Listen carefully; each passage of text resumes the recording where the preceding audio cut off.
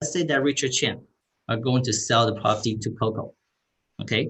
And I'm going to have to write this document and then record it. So Coco will have the ownership. Now, here's the question, here's the problem. I just told you that you cannot see an address on this grant deed. All you know is this APN number, which refers to a specific location, but it doesn't tell you the address. Now, if I were to tell you that you're gonna pay Coco, if I were to tell Coco that you're gonna pay $1 million to buy my house, and in exchange, I'm going to give you this piece of paper that doesn't even have your address on it. And on top of that, this is called a grantee. Grant means gift, right? So this is a grantee that I grant the property to Coco. And most likely Coco is not going to sign on this property. Now, if you were Coco, would you be willing to buy the property under that circumstances? It's kind of scary, right? It is very scary. Now, here's another thing. Now, my name is Richard Chen. And I personally, this is kind of simple. This is kind of like John Smith. Yeah, I'm Chinese, right? My name is Richard Chen. I personally know 3 other Richard Chen. Right. So when I write this grantee, my name is going to be, for available consideration, Richard Chen grants the property to Coco Tam. Now, it's not simple to do a grantee. For you to do a grantee, you actually execute it. You actually have to find a notary public. And if you guys heard about notary public, it's a government issue licensed person that makes sure that you are the right person signing the document. So what notary public usually requires, you have your documentation, which is ID, government issue ID, which is your passport. It could be a driver license. And then at the end of the process, you're gonna have to do a thumbprint. So for Richard Chen to sell the property, sign the grantee to Coco, I'm gonna have to see a notary public, right? And notary public will require an ID from me. But here's the problem. I'm going to grant the property to Coco. I'm Richard Chen. What if another person whose name is also Richard Chen showed up at the notary public, prepared the same form of document, and then sign it right there? The notary public is not going to be able to tell that, oh, this Richard Chen is the one that owns this house. And this Richard Chen is not. They don't know that. The only thing they look at is the ID, and this Richard Chen actually has a government issue ID, says that he is Richard Chen, right? So if that happens, Coco is gonna receive, if you do a transaction without title company, then Coco is gonna get a grantee probably 3 months later from title saying that, oh, actually Richard Chen actually signed this grantee to you. And guess what? 2 years later, I showed up, or the real Richard Chen showed up at Coco's door and said, Coco, I'm actually the owner. Now, what Coco have to do is Coco have to give the house back to the real Richard Chen, because the real Richard Chen never have sold the property. Right. It's kind of arguable that, can you sue or can you do something? Well, here's the thing. Now, let's say that the fake Richard Chen got caught after Coco reported to police and realized that she has been conned. But the problem is that Richard Chen already spent all the money. $1 million that Coco gave to Richard. He already spent it. Even though you put that Richard Chen to jail, that doesn't do Coco any good, because Coco at the end of the day lost everything. It could be her entire lifetime saving. That is why one of the most important things for title company to step in is that we ensure transaction to the right owner. So right here, if you see that, do I need to have title insurance, and what am I covered? You see, number one, someone else owns the interest of your title. So we actually we make sure that when we do a transaction, this seller is indeed the seller. Now, for my case, Richard Chen, there's so many Richard Chens out there. Now, how does Chicago Title know that this Richard Chen is in fact the Richard Chen? Now, Chicago Title might not be 100% sure that this is the Richard Chen, but Chicago Title will have to take the risk to ensure Coco as a buyer that if anything happens in the future, Chicago Title is gonna help to compensate, make sure that Coco doesn't lose money, or at least fight for the property for Coco. All right, so that's the main benefit of having title insurance. They actually insure the whole amount of the purchase price? Yes, we insure the whole amount, and that is why the premium or fee was charged based on the sale price. Mhm. Yeah, that's a great question. The lender insurance, lender's policy will be based on, so they just insure the loan amount, Yeah, correct? in lender, that's another thing that title company insures. Not only we protect your ownership, we also protect debts. Right. Here's another example. Well, let's say that Richard is going to sell Coco another house. And now this time Richard is really the owner. Right. Richard sell the house to Coco for $1 million. Right. Let's say that we didn't go to title company and Coco knows Richard for a long time. So Richard sell the property to Coco for $1 million. What Richard didn't disclose to Coco was Richard owe lender $500,000, which is Richard borrow money from lender for $500,000. I did not disclose to Coco that. So Coco didn't know that. Lender put a lien.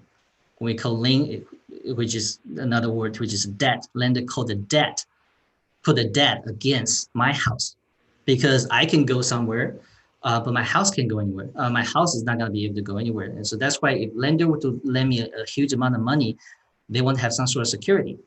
The way they do that is they put a lien against my house. So in case I cannot repay the lender, they can take away my house and foreclose it to get money back. That's what we know about the foreclosure. So for me to sell the property to Coco, I did not say that I owe lender $500,000, and Coco did not verify that, and she just gave me $500,000. She gave me $1 million. Then after I got the money, I stopped paying the lender. What's going to happen is lender is going to realize that, oh, we don't get payments anymore. We're going to have to do something, which is we're going to have to tell the owner that we're about to foreclose the property. And Coco is going to get that notice. And then if that didn't go through title insurance, once again, Coco will have to find me to pay for it. If she can't find me anymore, she's going to have to either pay for that or let the house get foreclosed because the lien was recorded before Coco purchased the property. There's that priority right there, and that's why the lien could be foreclosed first, even though Coco now become the owner. So And that is also like the foreclosure sale when you bought from auction. If you don't know the lien history, those liens could still be existing, right? So even if you paid however much to the bank, but you still have to pay back all the liens. exactly. Let's say that if the house is selling for $1 million and there are three liens, $500,000, $300,000, and $200,000. Let's say that 100% money is borrowed. Any lender can foreclose the property.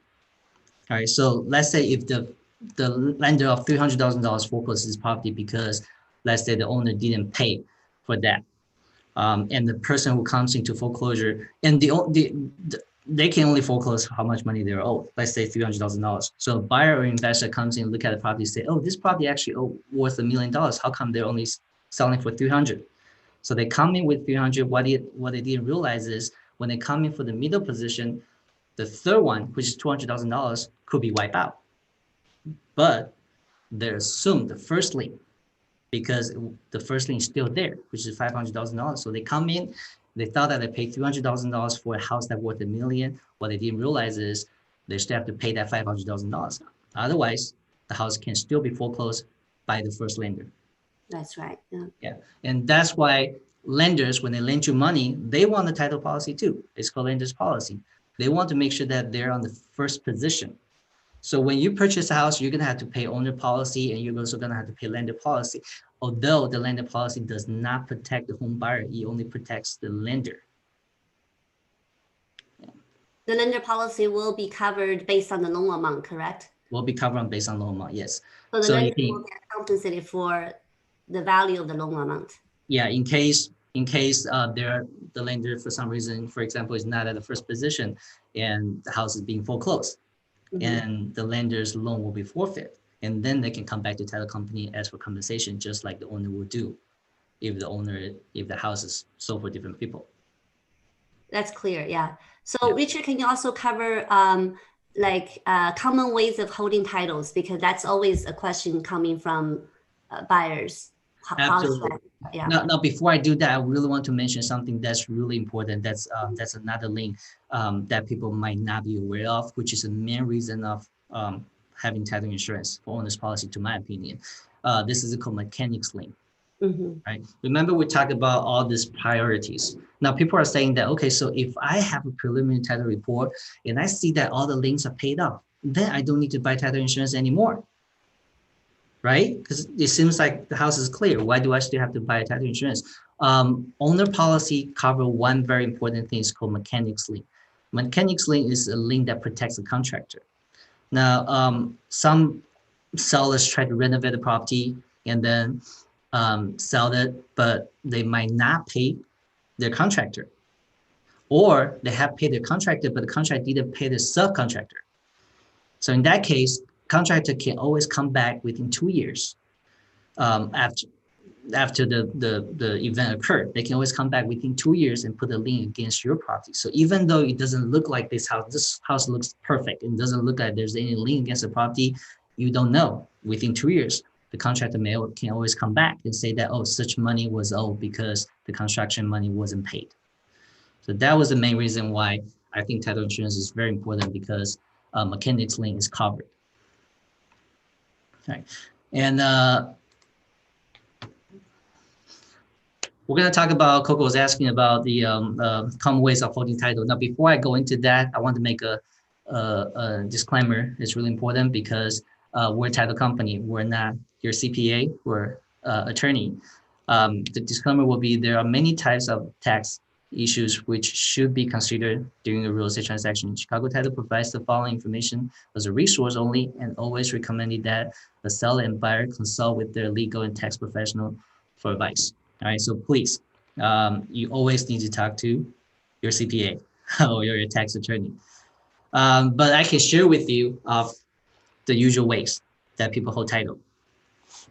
How title is vested has important legal consequences and tax consequences. The tax consequences may be different from same-sex legally related couple. You may wish to consult an attorney or tax advisor to determine the most advantageous form of ownership for your particular situation. So what I'm covering right now is more for husband and wife, not the same sex. All right, because it's a very special and relatively new circumstances. So if you're having a same-sex marriage or domestic partnership, you always need to consult your CPA and tax attorney. So that's something I have to say first. Now, the ways to have title, to own house. If you're single, and obviously there's only one way you can do it, only as a single person, right? So the 4 things I list right here: tenants in common, joint tenants, community property, and community property which rather survivorship, are designed for more than one people when they want to hold the property. California is a community property state, which means that if the husband bought it, the wife have a piece of it, right? So if a husband wants to own the property sole and separate, what the husband have to do is have the wife to do a quick claim deed or interspousal deed, which the husband would then hold the title as, for example, Richard Chen, a married man, as his sole and separate property. Now, if we're not consider people holding that by a single person, then what's going to happen is, if you have 2 or more people, there are the choices that you can do. Let's talk about the first one, tenants in common. If you want to hold tenants in common, the benefit of tenants in common is everybody can own this with any percentage they like. You can divide the property into different portions, and you can will and give or sell your portion to somebody else. Let's say that I own the house with Coco, all right? If she and I choose tenants in common, and Coco can own the house for 70%, and I can own the house for 30%, and I can sell my 30% to anybody I want without Coco's agreement. Vice versa, Coco can do that, or she can even take 1%, I'll take 99%, that is completely fine. So that's tenants in common. And joint tenants, if Coco and I own the property together, and joint tenant, then we cannot divide the interest of a joint tenancy. When we are about to sell the property, we have to sell the property together, right? So in other words, tenants in common is less likely to be something that people usually choose for a regular house. Now, if you want to buy a principal residence, less likely people would choose tenants in common because principal residence usually something that you will sell in the future. Everybody will have to agree on it. So that's mostly joint tenants. Community property and community property with right of survivorship are something that only husband and wife can have, or domestic partnership. That is something that only people have that title can have that. The difference of community property and community property with right of survivorship is for community property, both of them have step-up basis. And community property, half of the, so if one person died, the surviving spouse, half of the person who deceased, half of the interest goes to the surviving spouse, and half of them, the deceased can actually have a will to designate to anybody the person wants to. This might cause probate, right? If it's community property with right of survivorship, it's the hybrid version of joint tenants and community property, which has the benefit of step-up basis. Also, the surviving spouse will take the property in whole. So joint tenants will have that same effect as well. So anybody who is not coupled, like want to hold joint tenants, if one of the owner died, the other person would just take everything. You don't have to go through probate. Tenants in common will be something that, because you can actually design how much percentage you have in this property, and then will this to somebody. So tenants in common cannot avoid probate.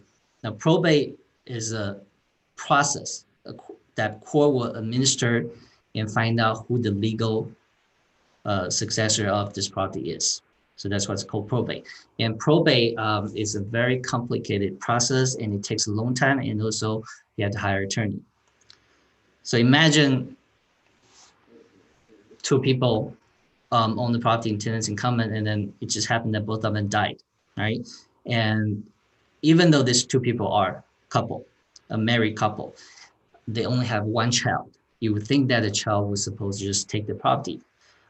In reality, the whole process will still have to go through probate, which the court will have to decide who is the next king of these people are, and also most likely this child will have to hire an attorney to fight for this property. So that's the main difference of ways of holding titles. So the joint tenants have the right of survivorship, but does not have the step-up basis, right? It only have half of the step-up basis. Only the person who died has the step-up basis. So the surviving parties still have to keep the original cost base. That's correct.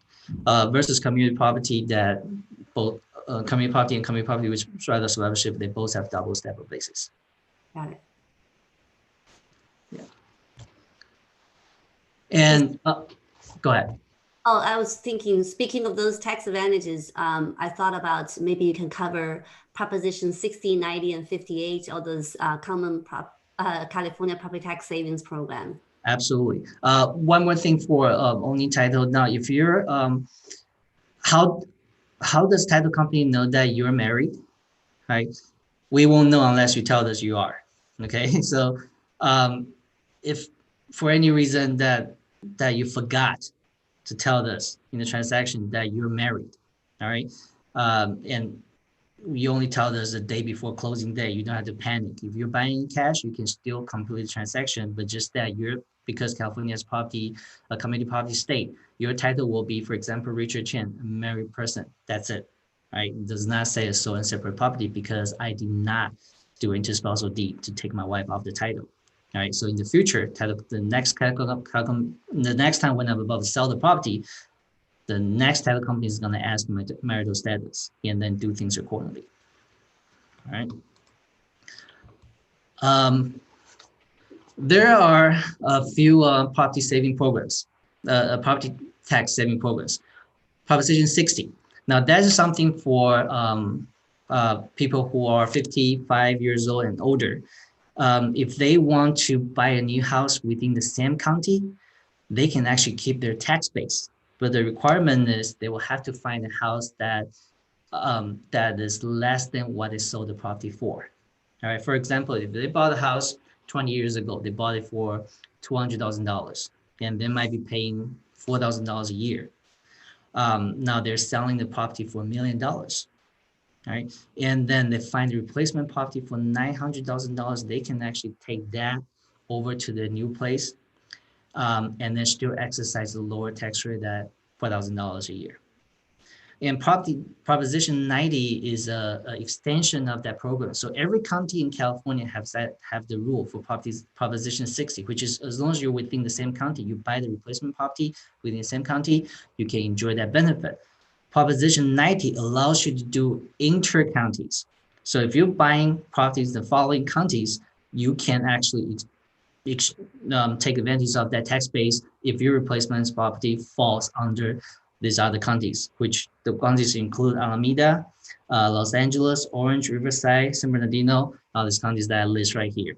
And Santa Clara, San Mateo is one of them. So basically, most of the Bay Area counties are included, which means that if you sell your house in Alameda, you can actually find your replacement property and enjoy Proposition 60 if you buy it in Santa Clara.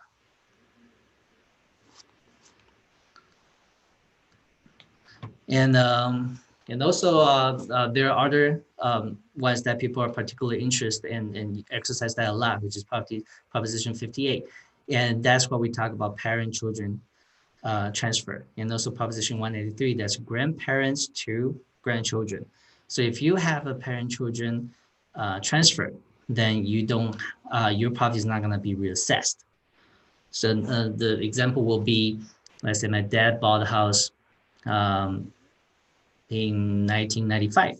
The house was worth $200,000, and he decided to give the house to me this year, and the house worth $1 million. When I take over the house, my property is not going to be reassessed by county. I'm still paying whatever tax base that he has been paying. So that's what Proposition 58 is. And Proposition 193 does the same thing for grandparents and grandchildren, but the purpose of this, the parents of the children will have to be deceased, which means that the children of the grandparents are deceased for that to be valid. Those two are the 58 and 193. Those are for any counties in California. Yeah, correct. So when parents give them property to the children, do they need to do a grand deed via a title company, or what do they need to do in order to make it happen? Or do they need to do a transaction? Okay. You remember I showed you guys the grand deed in the very beginning? All right. It looks like it has a certain format, but interesting enough that the grand deed doesn't have to look the way that there's no form of what a grand deed should look like. It's really the wording that's more important. All right. Before, people usually, the first reaction is, okay, I'm going to have to do a transfer. So I'm going to go to my title company. We used to handle transactions.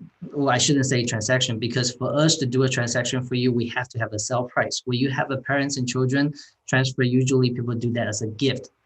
And therefore we used to do that as a favor. But we don't do that anymore. The reason behind that is because there's a lot of liability and tax consequences involving that. For example, through the past 10, 15 years, we have seen a lot of people from foreign countries come to our country as investors. Now, what's happening is, if they are foreigners, the minute that they transfer the property to somebody else, a serious set of tax will be put in to assess. It's called FIRPTA.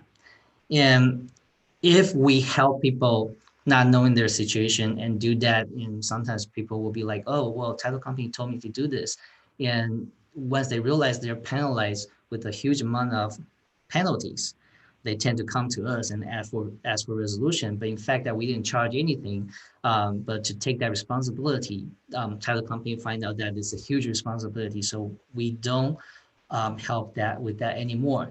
But it's very easy. All you have to do is to find a paralegal to help you to prepare a deed and then record that at county, then you'll be down.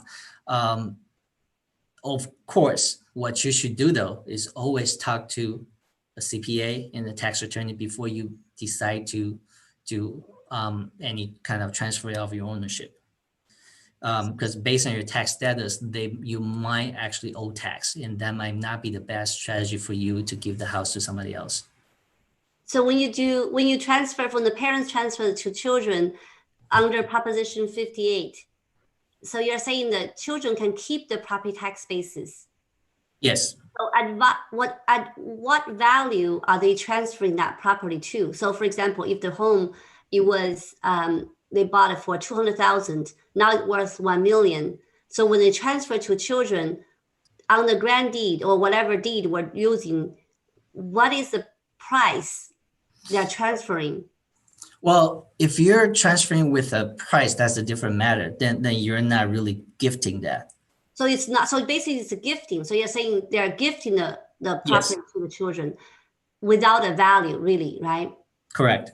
Yeah. So If you have a value attached to that, then you're actually selling it to them, and then there's going to be transfer tax, and those of your property will be reassessed. Okay. So when you do that, so is a gift tax going to be involved? Do you happen to know that? I cannot answer that because that would be a question. Yeah, that would be a question that you have to ask CPA. Okay. Yeah. But I would strongly encourage to talk to CPA because exactly there might be gift tax associated to that. Okay. Makes sense. Yeah. Mm-hmm. Yeah. And there's other things that when we do transfer, I really want to make sure that people know that transferring property is a huge matter. It's really something that you have to think about it, especially talk to the CPA. There's also other fees associated with that. All right. And also another thing is you want to consider that when you transfer a property to somebody else, it breaks your title insurance. All right. And then your title insurance will not be valid anymore once the ownership changed. Right. And how is that important? I'll give you one example.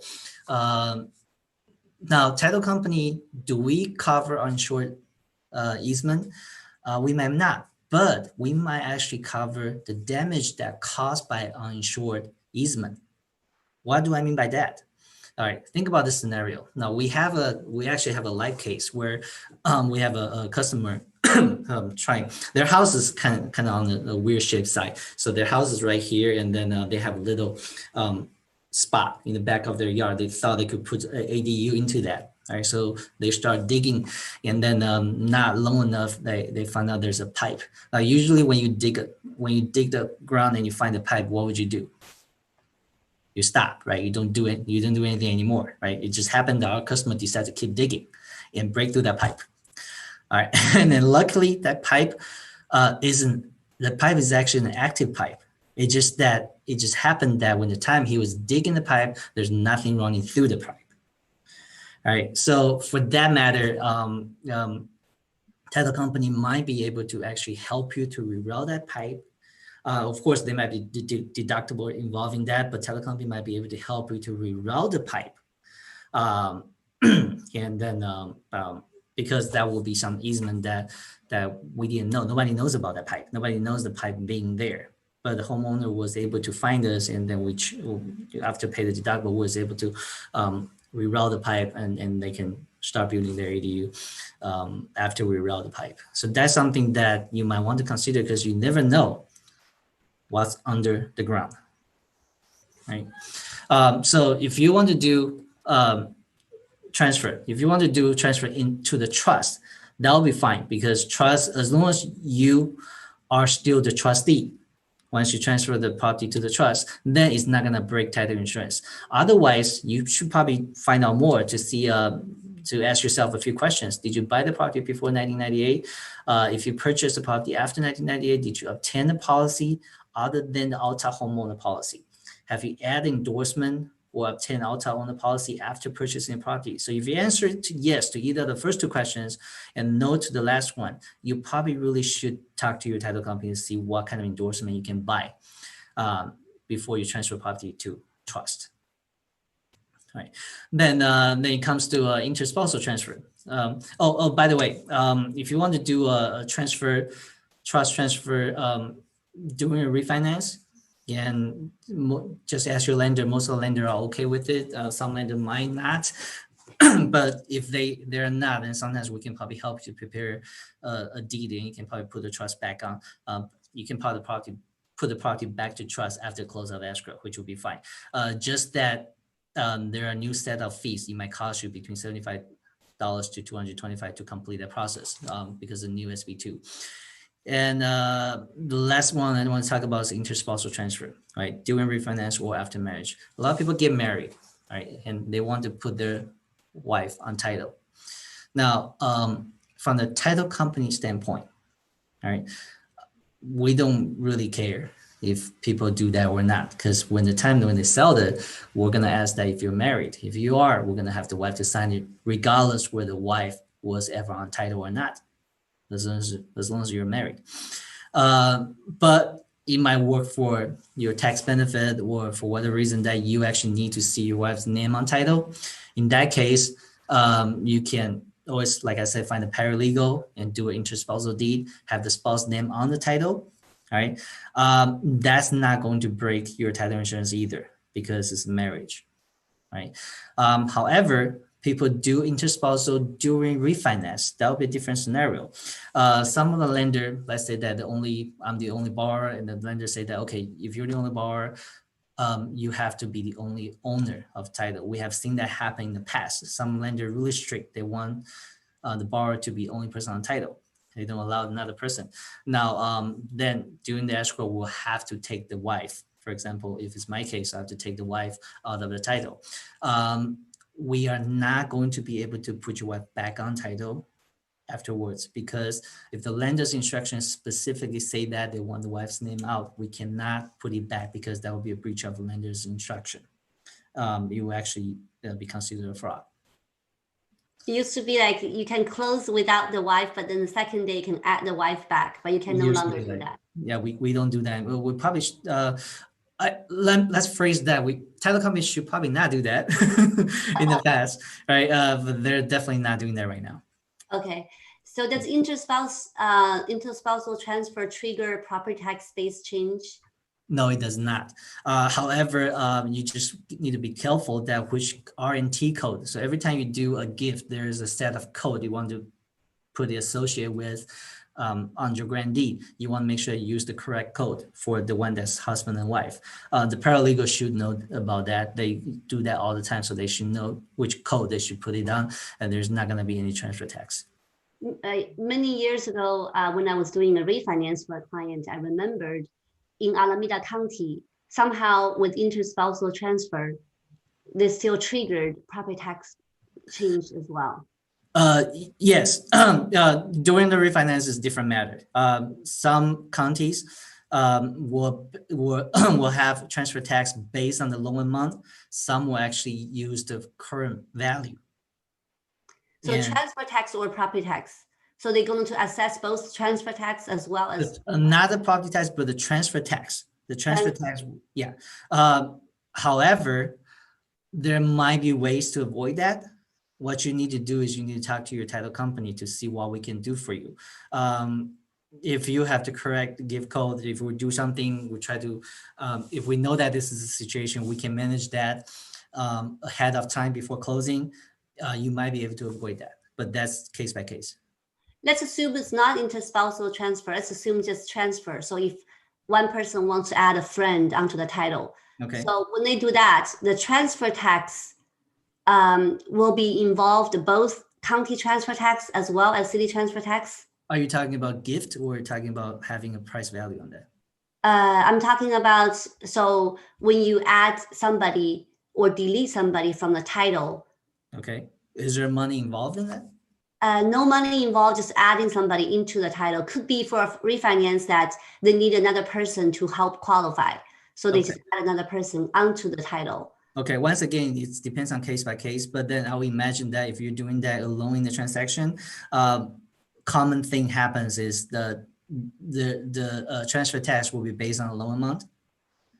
Transfer tax based on loan. So that's transfer, yeah. And then the property is definitely going to be reassessed. right. The property tax will be reassessed. But when you talk about transfer tax, is that county transfer tax or city transfer tax? The county transfer tax. So there's no city transfer tax involved. I can't actually city transfer tax. Depends on which city, I guess, right? I will have to get back to you on that. Okay. So county, so the amount will be $1.10 per $1,000 or $1.1 per thousand, yes. But it will be, let's say the loan amount is $300,000, right? Then it's half of that. That will be $150,000. 1.1 over 1,000 based on $150,000 instead of 300. So half of the loan amount, you're saying? Half of the loan amount, yes. So in the purchase transaction will be $1.10 for the whole purchase amount, right? For the whole purchase price. Yes. But for a transfer like this, like not interspousal transfer, but just like adding or deleting a person, that will be based on the loan amount and half of the loan amount. It could also be the current value. Excuse me. Can also be, depends on which county that is. Oh, so okay. Yeah. So that's going to be a big difference. Current value is going to be a lot bigger than the loan amount, right? Yes, and I cannot answer that because I don't know which county that is, and it could be vary. And also you got to remember that this changes all the time. What I tell you right now, it might not be the case 2 years from now. Okay. Yeah. So the best way is, for example, in Fremont, would that be half a loan amount, or would that be a purchase, or would be a value amount? that would be half of a loan amount.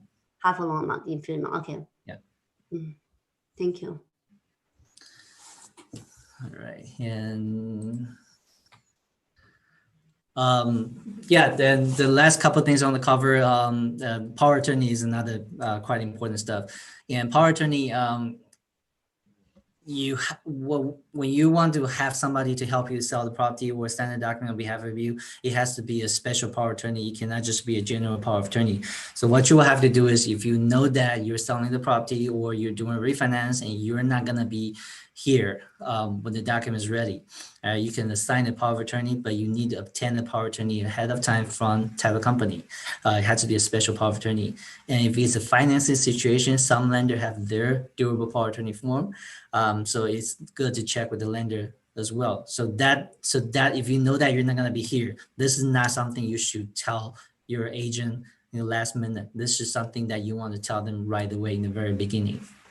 Especially nowadays, you know that how long it takes the lender to react because the volume that they have. So power attorney is a really important thing. And by the way, the person cannot be your power attorney is the person who helped you to handle the transaction. So you cannot be a loan agent, cannot be your real estate agent. Anybody else is okay. Yeah. A friend, a colleague, anybody's okay, right? Anybody's okay. Friend, colleague, sister, mother, brother. Okay. Yeah, except that your agent. Okay. All right, and I think that pretty much concludes my presentation, the ones that I have. Is there any questions? Okay, let's see. That's very useful information. Thank you, Richard. I think I have learned a lot from you. So we have been streaming on Facebook, YouTube, and other platforms today, and we have compiled some questions that our viewers have for our guest. One question I have for you, Richard, is any discount for pricing from title company? Okay, great question. A lot of people want to know that, especially when they're in the transaction, they realize that title company, we're quite expensive. So people are usually asking that question. Can people still see my flyer slide, or did I lose that? You didn't share that anymore. Okay. Sorry, I disabled it. Go ahead and share it again. Okay.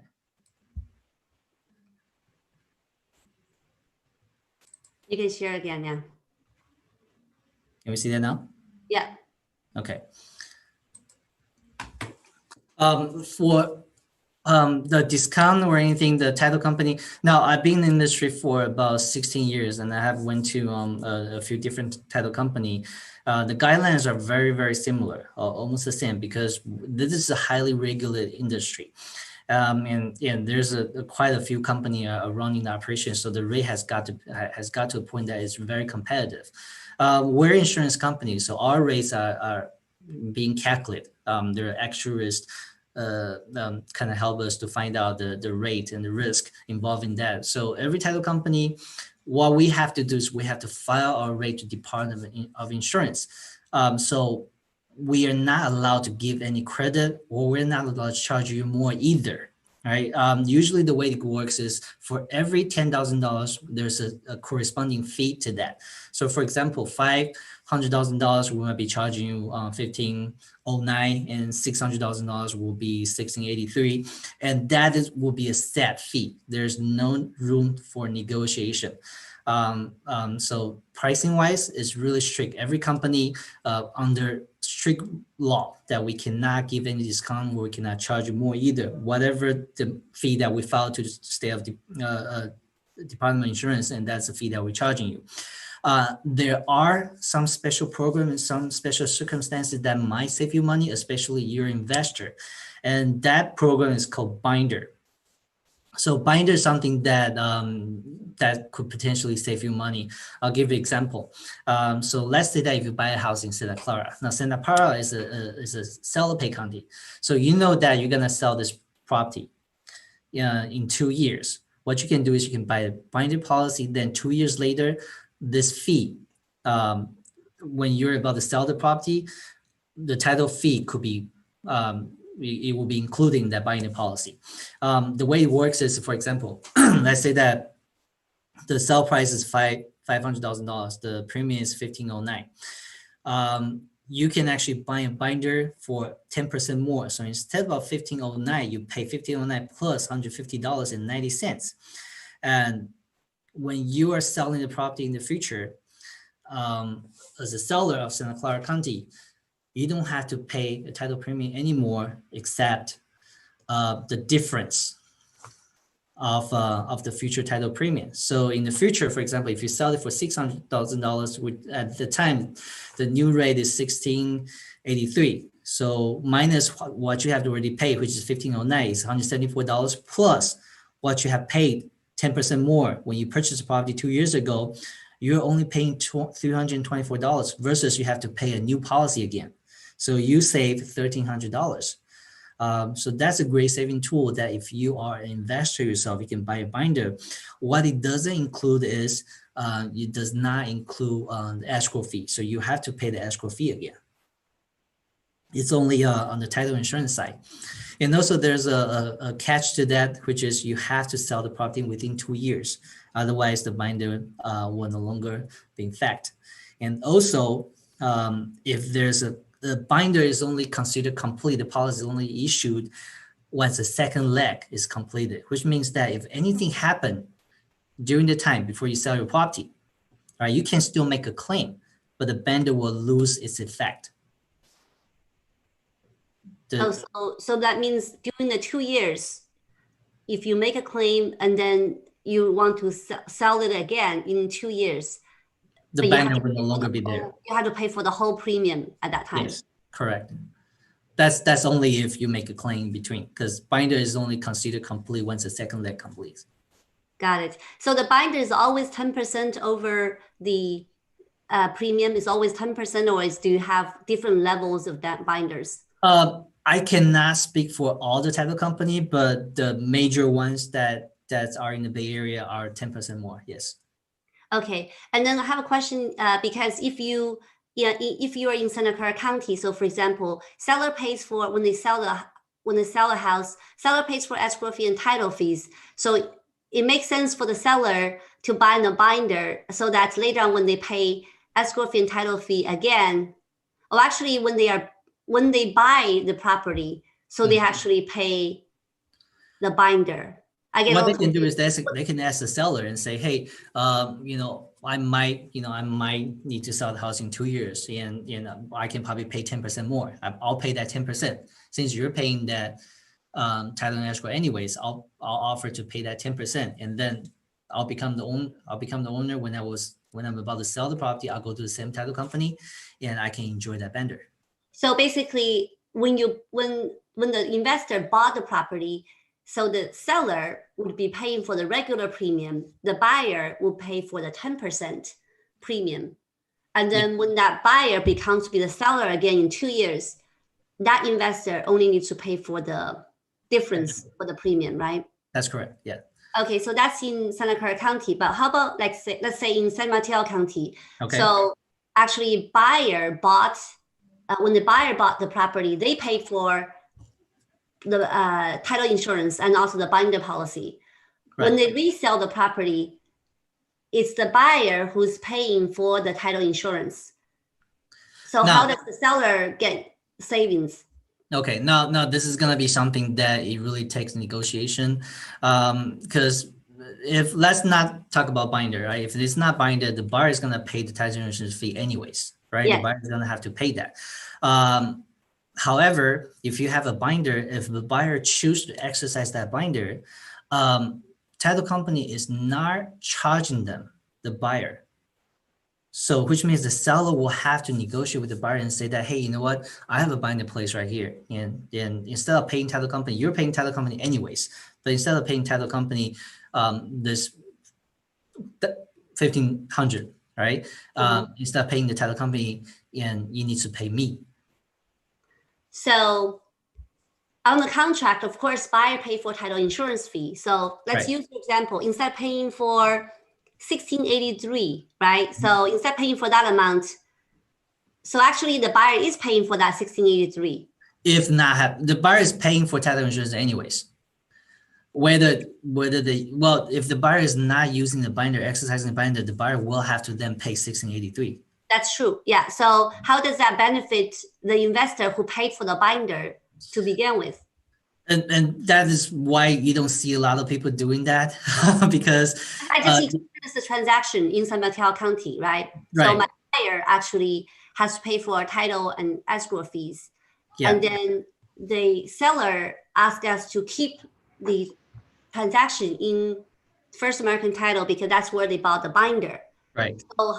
So they can enjoy the savings. I'm thinking my buyer is paying for the title insurance. How are they going to enjoy the savings? They're not unless you're willing to share that with them. so it doesn't do anything to buyer, and that's why if you're in the buyer pay county, for the first buyer to buy that, I don't know if that will be really going to be a saving. First of all, they have to sell it within 2 years, and then it was an investor's property. So basically, if my buyer paid for the full premium, 1683, in fact, my buyer could have just paid for 324.90, right?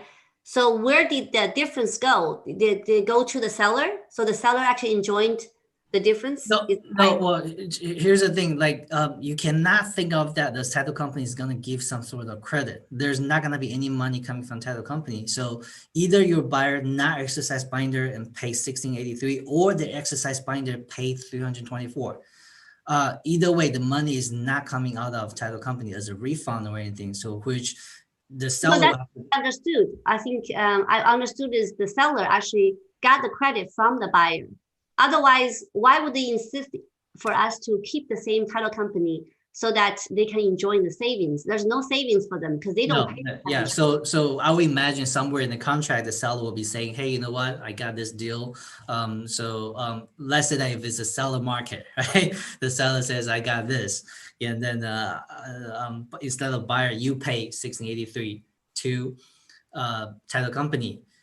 You pay 1683 minus 324 to me, and then you pay 324 to the title company. I think that's probably something happened. Even though it's not in the contract still says buyer pay for title insurance.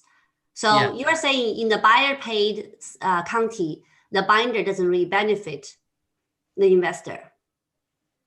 Investors as a seller unless they negotiate something. Otherwise, no, title company is not going to credit anything to the seller if that's what you're asking. No.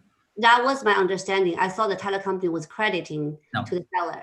Otherwise, Yeah. there's no benefit for them. The benefit should be on the buyer because whatever binder savings is saving on the buyer, right? That's my understanding. Right. Well, on the other hand, if you have a buyer market, which seller has a hard time to sell the property, and this might be some incentive for the buyer to, Yes. yeah, to sell this property, right? But it's really, like I say, you know, this, we don't really promote this program because there are so many variables.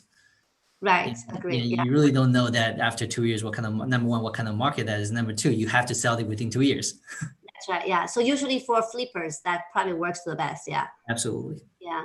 Okay, great. So, Richard, you want to just cover very quickly about escrow process? Yeah. Escrow process,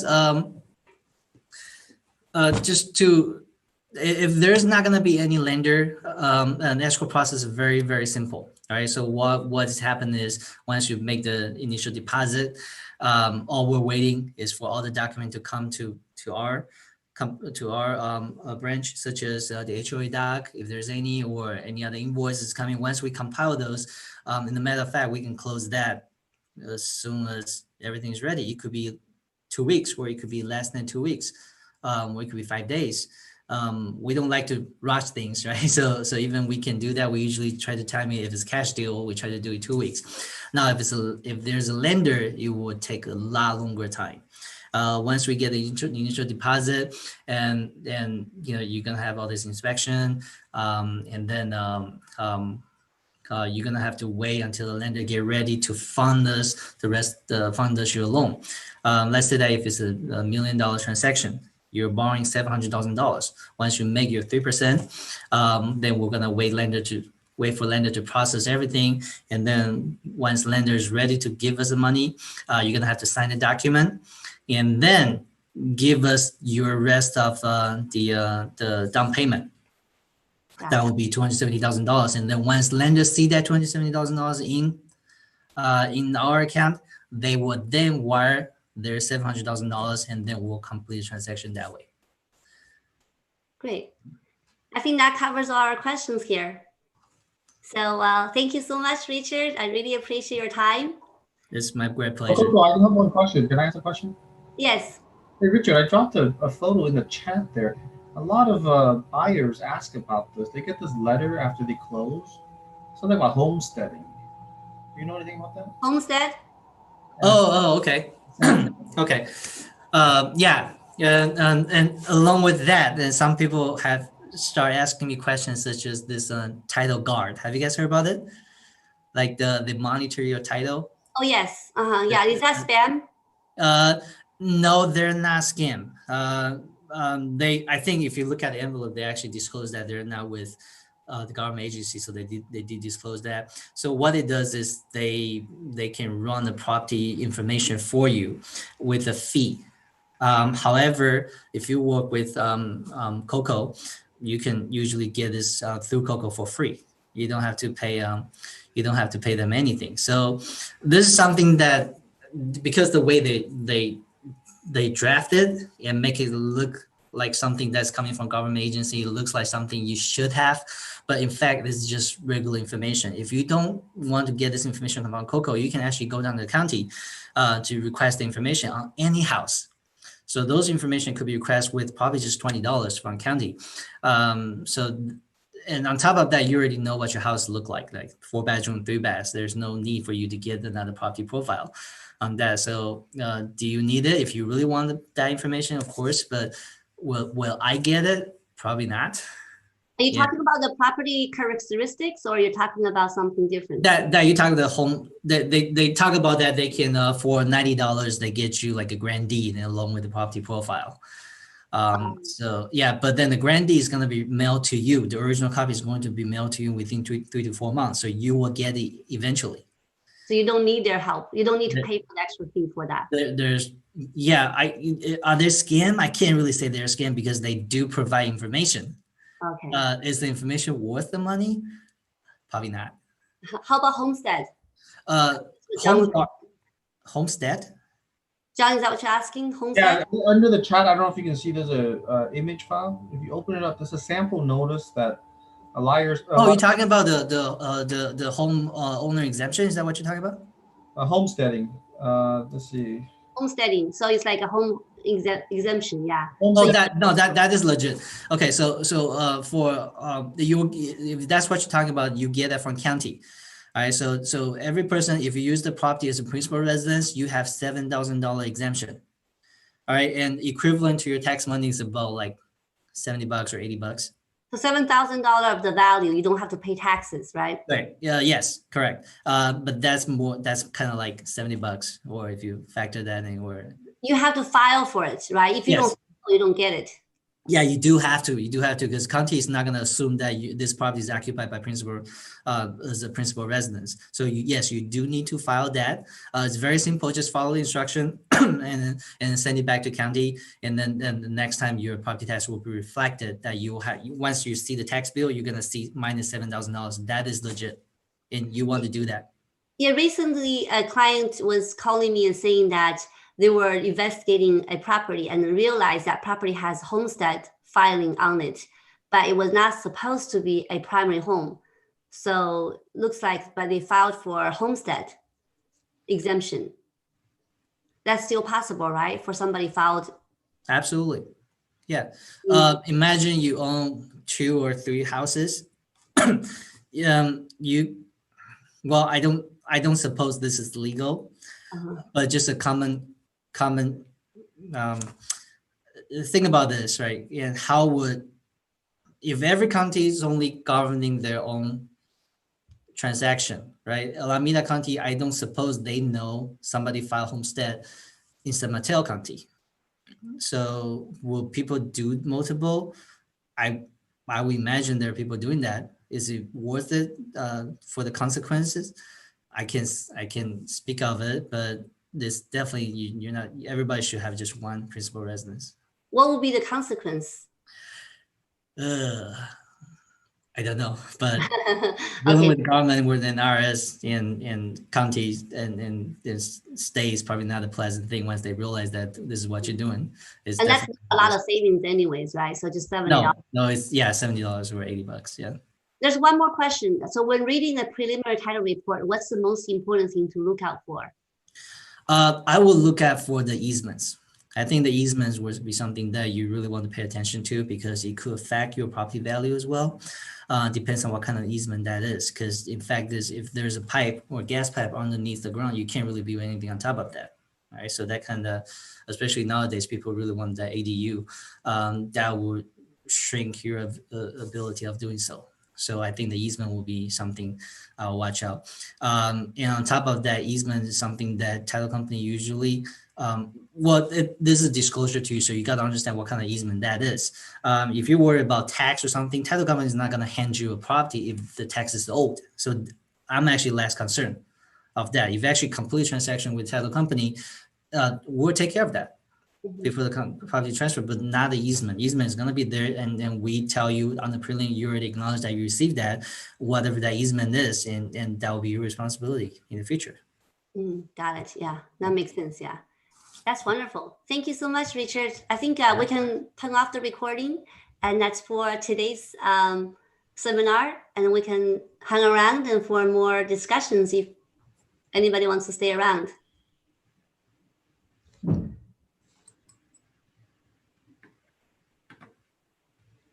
So Mila, you can turn off the recording. Okay. So off the record, Richard. Yes. Wait. Make sure everything's not recorded. Hold on a second.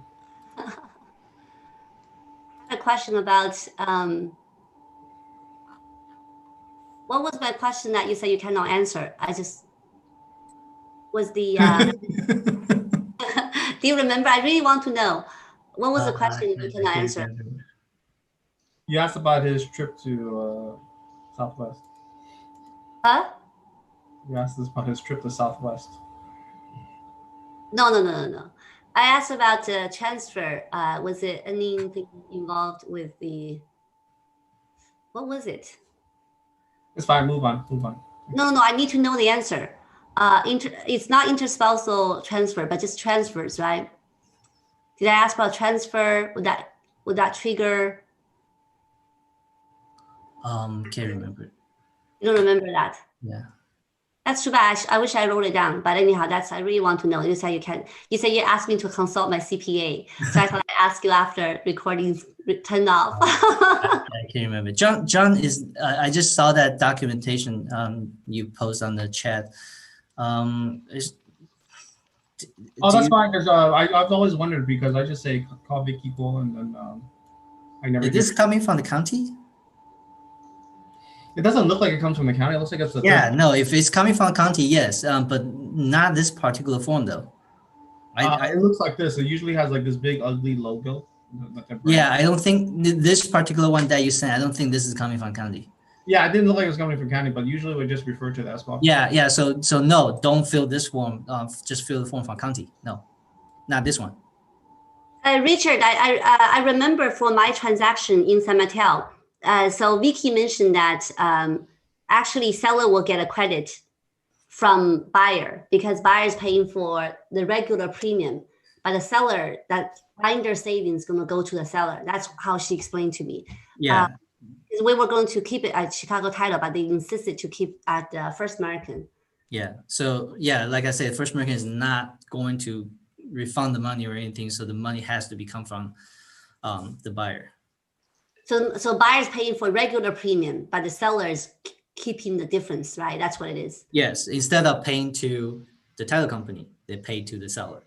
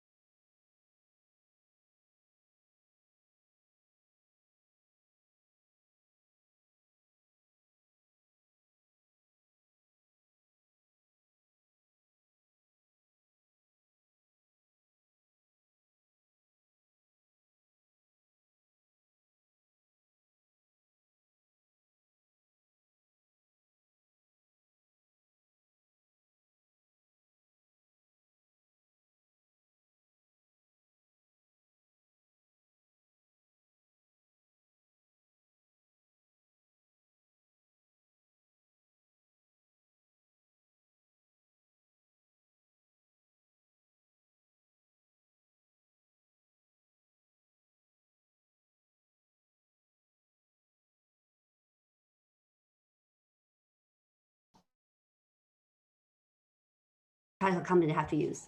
That's why. And Richard, I remember when I did the refinance many years ago, when they did interspousal transfer, the county reassessed the property tax base as well. That was very scary. So then it will be most likely the RNT code was not entered correctly. Okay, so that's why I couldn't from that case going forward. I just told my clients you have to be very careful, even if for interspousal transfer, it may not be the case that you don't assume that they actually will not reassess your property tax. This is not recorded anymore, right? No, it's not recorded. Oh, okay, yeah. So First American, most likely, if you're doing the refinance, they will charge the transfer tax. Chicago won't. The transfer tax. Okay, if you have an interspousal transfer, right? Yeah, and based on loan amount. In Chicago won't. Chicago will do a gift. I'll do a gift. Is that a gift tax involved? Well, not interspousal. Oh, okay. Yeah. And so for the transfer, so when you have another person added to the title or deleted from the title, not interspousal, you said it could be based on value or could be based on half of the loan amount. So for San Jose, for any cities in Santa Clara, do you happen to know, is that based on value or is it based on half the loan amount? I'll have to find out. Yeah, I don't think even on top of Vicky's head, she'll remember that. It will be something that we'll have to look into that. Because I always tell people that when you go to the recorder's office, they will tell you how much to pay because I never know how they calculate it. Yeah, that's definitely a correct answer. Yeah, I know, but I'm very curious, why would it be half a loan amount? Where does that formula come from? That's just the way that county does things. So the current value is not just current value too; it's half of the current value. So the loan amount could be $500,000, right? That's half. That's 250, assuming you're just adding 1% on, right? Yeah. The current value is $700,000. It's based on $350,000 because you're adding 1%. Oh, you Yeah, mean not just the entire. Yeah, because every time if it's a half, it's half. oh, Just what about 3 people? Then adding another person, then become to 1/3, right? yeah, then that's 1/3 of that. Yeah. Oh, so you either half or 1/3, whatever percentage of the value, or that percentage of the loan amount, correct? Yeah. Oh, okay, that makes more sense. But I don't think we need to know that much. I think just have them check with the county recorder's office. Yeah, and also because the fact that we don't handle that unless there's a transaction and there's refinance, otherwise we don't handle that transaction. That's right. Yeah, we don't handle that. So a lot of things that county does, we don't necessarily know. Okay, makes sense. Yeah. Okay. Anybody else has question for Richard? I mean, we're not in our live stream seminar anymore. We're done, but we're just chit chatting. Oh, hi, Richard. I'm just want to say hi. Hey, It's been a Justin. long time, Yeah, I know. That means and really nice to see you again. How have you been? Pretty good. And I don't remember the last time I went there. Did I have a daughter yet? No. Yeah. Many So of I have a our daughter now. activities has been moved online during the lockdown of the COVID-19. We need a vaccine. Yeah. So what's changing is my daughter's almost 2 years old. So yeah. Like time flies. Yeah. Yep. Yeah. That's my life. It's revolving around her now. Yeah. Yeah. More importantly, let's talk about your purse, Coco. Oh no, I just grabbed it from last time. I still have a stiff neck. Every time she asks me if I like the purse, I'm like, I don't know anything about purses. Okay, I don't ask you, I ask Julia. No. Where's Julia? Not home. I asked Julia, yeah. So today has no rehearsal, which is great. I think today was really good. I actually learned a lot. Thank you. Yeah, that was good. So we should get those training. We can just get those training done, one day maybe we should do like how to read the preliminary title report, because I never like to read that. It's just I gone through it, and then especially Richard, sometimes you see a fee simple, right? It's a fee simple, but it is really a townhouse. How do you explain that? You don't. That's not your job. That's not your job. No. I have a flyer I can send it to you, but yeah, send us the material. We'll just give it to. We cannot. Yeah, it still doesn't explain it very well. It's kinda hard. No. Yeah, because like you get the same question that people ask me, like, how do you differentiate condo and PUD? Yeah, PUD. I think PUD is a fee, right? Is PUD a fee? No, we had this question for Vicky before. She can't answer it. No, is PUD a fee? That's a question. I don't think it's a fee. Is it? I don't. Not. I don't think PUD. There's a lot of restrictions. We don't. Yeah, PUD and condo. It really depends on what they have in their CCNRs. More like, how do I say this? It's kind of PUD is kind of like you have easement to. You actually own easement to, like the walkways, stuff like that. Versus condo, yeah, no, I can't really explain that very well. I have a document, but I've read those and it doesn't explain very well either. Okay, we need a document, yeah, because I'll send it. You know what? I'll send it to you right now. Yes, please. That's good, yeah. What else do we want to know? John, anything else you want to know? A lot of stuff. I'll call Richard. You call Richard, okay. I got a private session. Okay. Yeah. So this is good, yeah. So Richard, you have anything else you think you should tell us? Nah, I can think about. Justin, I'm trying to terminate the stream, but it keeps coming back on. What's that?